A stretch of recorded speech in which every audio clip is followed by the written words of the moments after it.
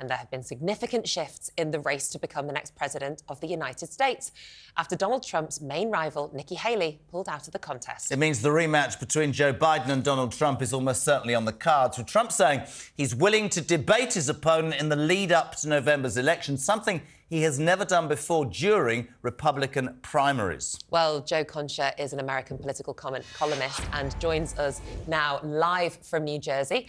Good morning, Joe. Now, Haley had no path for the nomination for a long time now. Why do you think she waited this long until finally dropping out? I think, honestly, she probably was counting on Donald Trump imploding in court, possibly. He has 91 felony counts against him. Or perhaps she just liked the spotlight, or maybe she was looking for leverage as far as becoming Donald Trump's running mate, as far as him picking her to be a vice president. He sees the fighter, she stays on, and perhaps she wins some delegates. She shows that she could win some voters that he can't win. And maybe that's just the way that the thought process was going. But there was never a path for Nikki Haley, quite frankly, for any of Donald Trump's rivals, because he's just a guy who, at this point, he won in 2016, he won in 2020 as a name brand recognition. And a lot of people see him as a martyr, as a movement, as somebody who the justice system here in the United States has weaponized against. And he's the guy that is going to fight back against the system. So you've seen all the people that have run against Donald Trump, and all have fallen quite quickly. He is just an immovable force, at least as far as the Party is concerned at this point. Joe, good to have you on the show this morning, my friend. There's so many questions as we look from across the pond. First is, Haley stayed there. You intimated maybe, she's looking at being the running mate. I wouldn't be surprised. I noticed the two speeches yesterday from Trump were less rhetoric-filled. They seemed calmer. Maybe he realises that he needs those dissatisfied Republicans. If he gives her the job, she gets a look in at 2028. Maybe that's the answer. I'm interested in your opinion on another thing. We hear every day America doesn't want this rematch. We hear every day that I'm being respectful as I can, your choice is between a man who can't remember his name and a bloke who could end up in an orange suit in Guantanamo Bay. Not the most edifying thought, but lots of talk over here that Biden might be pressurised or might make the decision himself to step aside to bring somebody else. And then other people saying to us, that's not possible. What's the truth there, Joe? Well, the truth is, quite frankly, I'd be guessing. It would be speculation. As far as Joe Biden is concerned, a lot of Democrats, a lot of people in his own party think he is too old and does not have the mental acuity to be president, not only now, but 4 years from now. Imagine this is Joe Biden at 81. Imagine Joe Biden at 86. And a lot of voters here, an ABC News poll we had showed nearly 9 in 10 voters believe that he does not have the mental fitness or the physical stamina to be president for another 4 years. So what happens with Joe Biden?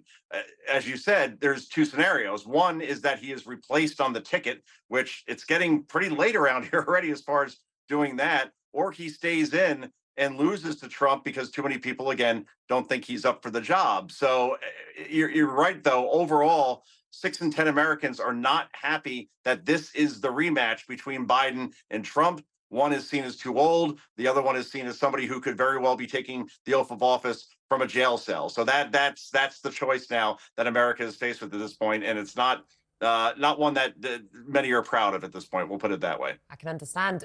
Joe, do you think that we'll get to a point where we see a televised debate between Trump and Biden, or do you think that the Democrats are going to try as hard as they possibly can to keep him How's he going to do a live debate? Joe Biden, how's he going to do that? I mean, he could do it, but perhaps not well.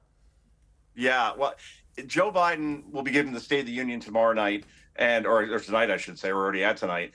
And the problem that he has is that while he could speak okay in a teleprompter, he has not done a television interview with a news outlet since October. 5 months. Think about that. So if you put him in any situation where he has to speak extemporaneously, that is an issue.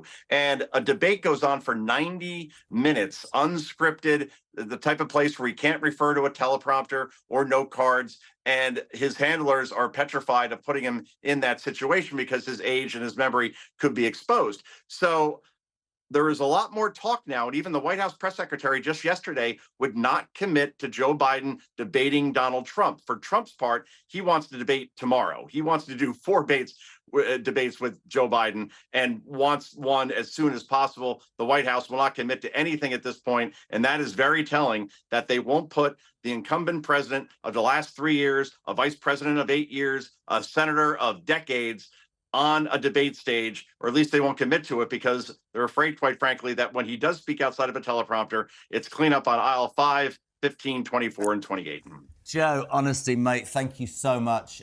Really appreciate your time. Thank you, From us this side of the pond, it's going to be a fascinating few months. We've got our own problems, and we look across to our friends and we think, my God, Donald Trump wants to suddenly debate Biden. That's going to be, I mean, say what you want about Donald Trump, but he knows how to work a crowd. He knows how to answer questions. That's just a no-go.